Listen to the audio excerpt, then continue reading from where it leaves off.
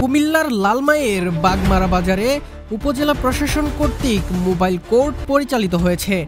আজ ২১ জুন শনিবার লালমাই উপজেলা প্রশাসন কর্তৃক ব্যস্ততম বাগমারা বাজার ও ভুসচি বাজারে মোবাইল কোর্ট পরিচালনা করা হয়। লালমাই উপজেলা নির্বাহী অফিসার ও নির্বাহী ম্যাজিস্ট্রেট হিমাদ্রি খিসা কর্তৃক পরিচালিত মোবাইল কোর্টে বাগমারা বাজারে লাইসেন্স ব্যতীত গাড়ি চালানো, অতিরিক্ত যাত্রী পরিবহন এবং যানজট সৃষ্টি করার অপরাধে ৫ জন গাড়ি চালককে সড়ক পরিবহন আইন ২০১৮ এর বিভিন্ন ধারায় ৭,৫০০ টাকা অর্থদণ্ড প্রদান করা হয়েছে।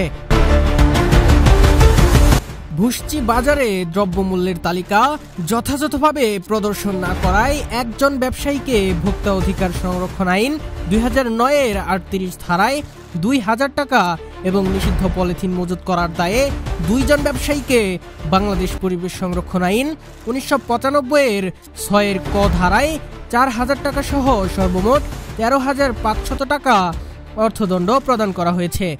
উপজেলা প্রশাসন কর্তৃক মোবাইল কোর্টের এই ধরনের অভিযান অব্যাহত থাকবে বলে লালমাই উপজেলার সুযোগ্য নির্বাহী অফিসার হিমাদ্রি খিসা জানিয়ে দিয়েছেন। গোলাম কিবরিয়া, কুমিল্লা ক্রাইম বার্তা।